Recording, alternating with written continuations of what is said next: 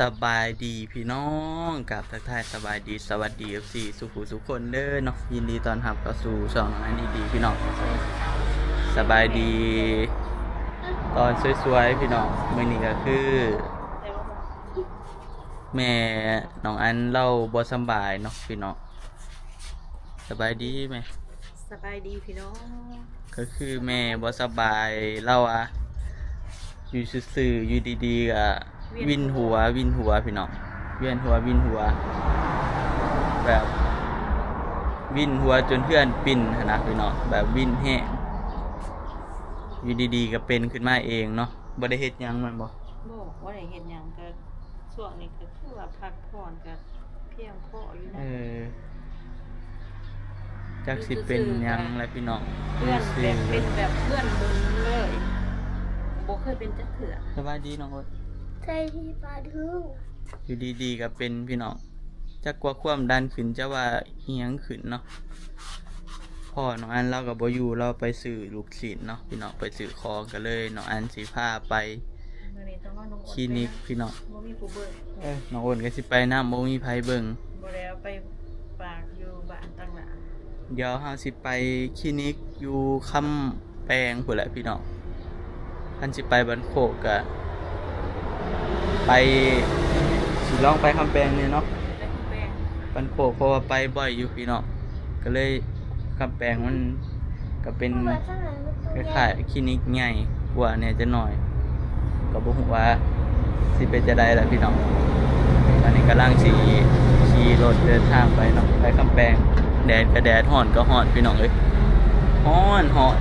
หลังจาก 2-3 มื้อมาว่าพายุหายไปแล้วก็ฝนก็บ่ตกเลยพี่น้องอากาศก็แดดร้อนเลยไปพี่น้องเดี๋ยวเฮาสิขี่รถจักรไป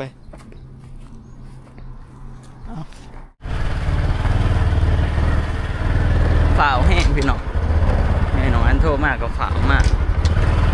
โทรมาบางสวยฝ่าวมากก็จนลืมเนาะตอนนี้ก็กำลังสิเดินทางไปใกล้เติบได้พี่น้องเกือบ10 ลักอยู่แล้วคำแปง 7-8 ลักไปน้องอ้นนั่งนะนั่งนะไปเดี๋ยวไปถาเบิ่งว่าเป็นหยังพี่น้องแล้วสิได้เฮ็ดอีหยังลุงหมอเนาะสิได้กินยาหรือว่าซักยาไปพี่น้องเดี๋ยวเฮาสิขี่รถไปก่อนเนาะแล้วก็วันนี้ขอโตพอกันอยู่อันนั้นเลยซะพี่น้องขับรถเนาะมันร้อนแดดแน่เดี๋ยวเฮาเดินทางไปก่อนพี่น้องแล้วก็ไปถาเบิ่งอาการว่าเป็นจะได้อีกเทื่อนึงถาหอดลุงหมอหอดแล้วพี่น้องอันนี้บ้านคำแปง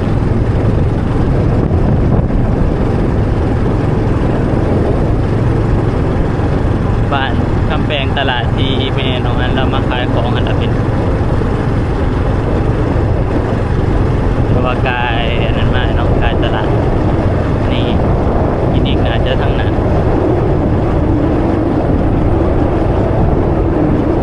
ยินดีกลัวมีปลายเขียว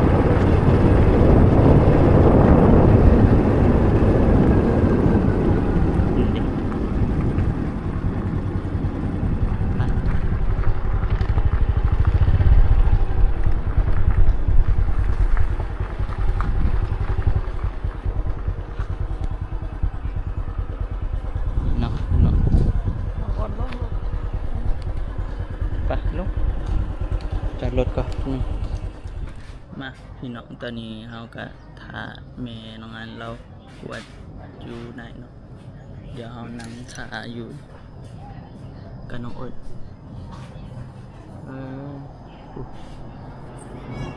แม่นั่งท่าอยู่ไหนเขาน่าจะเจาะเลือดเนาะพี่น้องก็คือตอนนี้แม่น้องอันกำลังน่าจะไปกวดเลือดเนาะให้เพิ่นกวดเลือดให้ไปเดี๋ยวเอานั่งทาพี่น้อง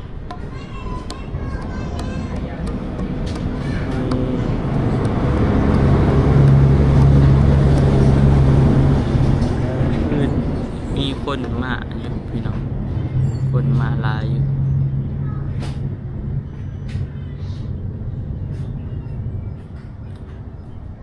ถาข้าวหนึ่งเนาะเดี๋ยวเราถาเบิ่งผลเลือด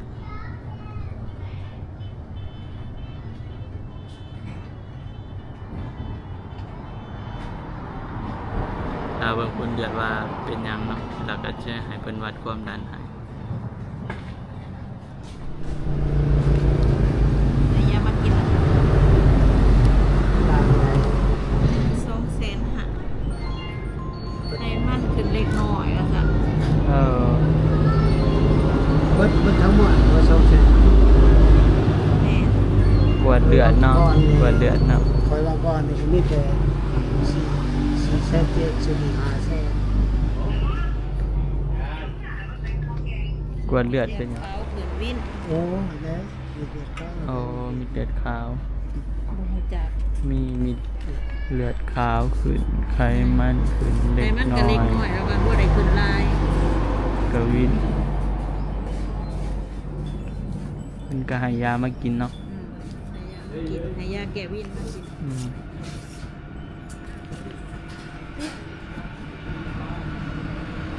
แดดอะดีชิ้นเนื้อก็ดี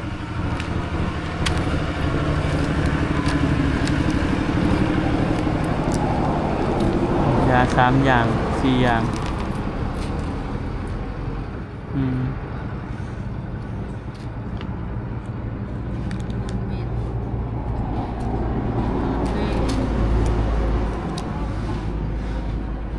ตัวนี้เสาแรกตัวนี้ก็เสาแรก ตัวนี้ยาคล้ายๆแก้อักเสบ เนาะ แล้วใบยายัง กสิยาแก้อักเสบอะไรแล้วว่ามันติดเชื้อเล็กน้อย เอา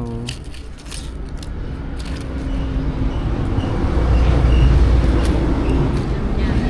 มีแต่มากก็มีแต่กวดเลือดเนาะพี่น้องกวดเลือดเบิ่งแล้วก็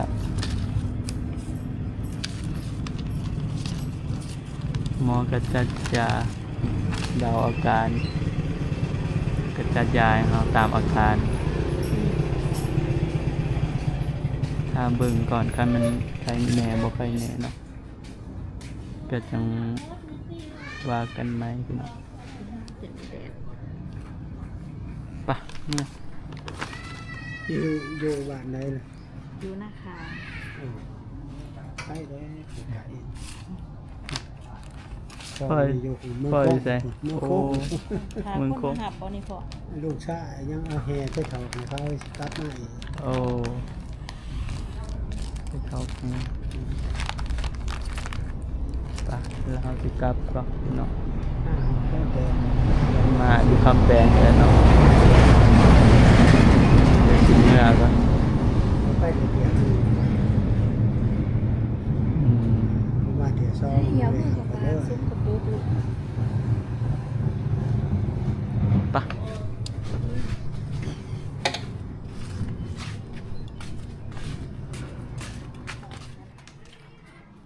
มาพี่น้องตอนนี้ก็มาหอดเกิดแล้วเนาะเราต้องยับไปมันสิเป็นที่หันไ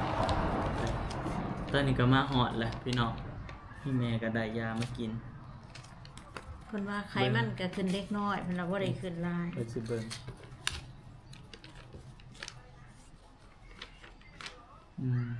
อันนี้พ้นขวดเขา แล้ว กวดเลือด แล้วก็ กวด เพิ่นก็ว่าเม็ดเลือดขาวขึ้นเล็กน้อยจักอีหยังเม็ดเลือดขาวเฮาก็บ่เข้าใจ ก็มีเลือดข้าวนี่แหละมีเลือดข้าวมีเลือดแดง นี่กินยาอันนี้คือยาแก้อักเสบนี่เนาะ อืม กะซิแม่น แม่นอะไรมั้ง กินเสาแรกอย่างละ ขวด โอ้อันเดียวกันเลยนี่อย่างละ2เม็ด ขวดอันนั้นหมดไป200,000หา 3แสนหา ก็ เจาะเลือด ประมาณเกือบ500เนาะ ตัวนี้ก็ 500 2เม็ดหนึง 300,000ปลายเกือบ500 บาทค่าตรวจ 2เม็ดแรกเม็ดตัวนี้ก็2เม็ดแรกเม็ด ใครแน่บ่หรือมันเป็นยังไง ใครแน่แต่ว่ามันหากับเป็นวังแรงว่าเนี่ยนะเป็นแบบว่าเพื่อนหมุนโหลด อ้ยจะเป็นแต่บ้านนี่ปุ๊ ต้นแรงๆต้นเย็นๆ แต่ ต้ แร น งว่า ค่ อยู่ ำแม่เป็นต้นค่ำแล้วกันนอนย่ำกลางคืนตื่นขึ้นมากลางคืนก็ยังเป็นคือเก่าเลยว่าเฮานอนเฮา จะกินข้าวแล้ว กินเด้กินเสาร์แบบเฮาเสี่ยงหัวน้อยหนึงก็ เอาเวลาจะลุกแล้วมันอันนี้บ่ลุกแล้วมัน อืม มึนมันบิน เวลาเฮาลูกมันแบบมันหมุนวิ่นเลย คันนั่ง จั อง ซี้ ยู่ซื่อๆมันก็บ่เป็น เฮาก็ต้องนั่งลงคอยนั่งลงแล้วเฮาคอยนอนลงนอนเทิงๆไหว อีหยังก็เบิ่งในอีหยังมันมีอีหยังอักเสบแบบบางทีเขา ก็คือหมอเพิ่นบอกว่ามันอักเสบอีหยังพยาธิอีหยังนี่แหละเฮา แล้วก็บางทีไขมันน้ำ ก็เล็กน้อยเพิ่นเอาบ่ได้หลายแต่มันก็บ่ได้หลาย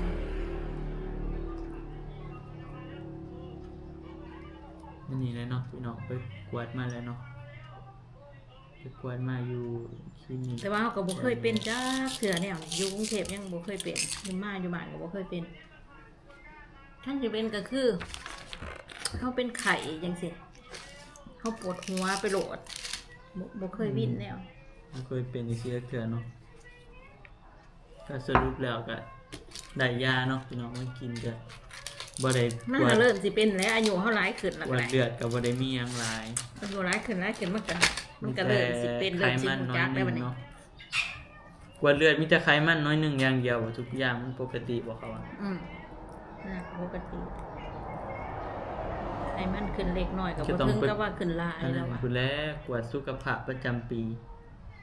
ก็บ่แพงดอกล้านปลายคันกวดในห้องหมอสิบ่ถึงกวดสุขภาพกวดค่าตับค่าไตกวดสุขภาพอยู่ไทยก็แฮงบ่แพงมีหลายแบบเนาะพี่น้องบางที่คันกวดเบิดละเอียดเบิดอาชีพแพง แต่งคือกัน แบบกวดอยู่โรงพยาบาลดีๆนะอาจจะประมาณ 2-3 หมื่นตัวนั้นกวดทุกอย่าง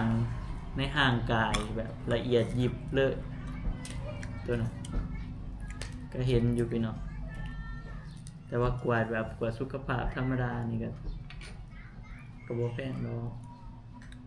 ก็ต้องกวดเบิ่งให้เนาะพี่น้องคันเฮาบ่สบายใจ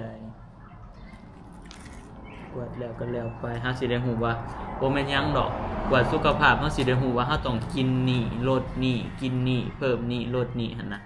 เฮาสิได้ฮู้การกินของเฮาหั่นนะเพราะว่ามันสิได้เฮ็ดให้สิ่งที่เฮา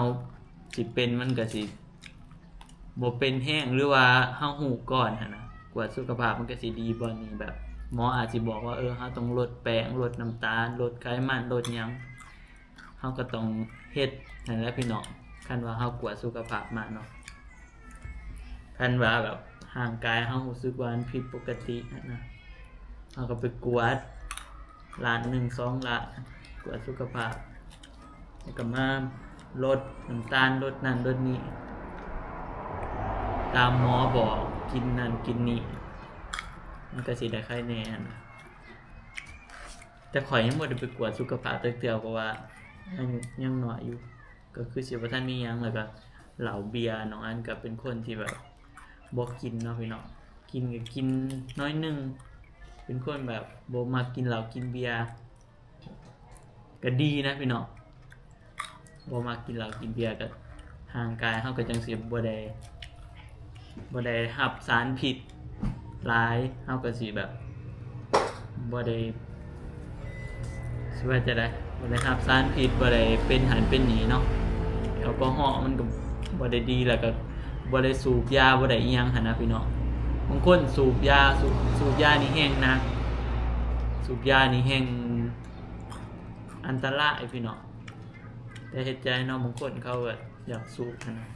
เขาอันนี้บ่ได้เลิกบ่ได้เขาก็สูบแต่นี่รู้สึกว่าเหล้าเบียร์บ่กินยาบ่ได้สูบตรงนั้นยังรู้สึกว่าบางทีก็ห่างกายยังแบบเมื่อยนะพี่น้องก็ย้อนแล้วเนาะไปถึงกินเหล้ากินเบียร์สูบยาเฮ็ดกินแนวที่มันบ่ดีต่อห่างกายแห่งสิแบบ ป่วยไว้เห็นนะพี่น้องมันต้องรักษาสุขภาพตัวเองตั้งแต่ปีแรกตั้งแต่เฮายังน้อยอยู่แหละพอดีได้อายุ30ไปก็เลยมีปัญหาแล้วคันเฮากินไปเรื่อยนี่แหละพี่น้องมื้อนี้ก็พาอีเมลไปกวดเนาะมื้ออื่นเราก็ไปขายของเนี่ยไปได้อีกบ่ จังว่าไปได้อีกดูค่ะมันกินยาแล้วมันก็ เรา สิเศร้า ไป ขึ้น ขาย อีก ของระยะเจ้าเองก็ยะพี่ดึกแน่ว่าเจ้าคิดมันก็แห่งยะมันก็แห่งเป็นแห่งวิทย์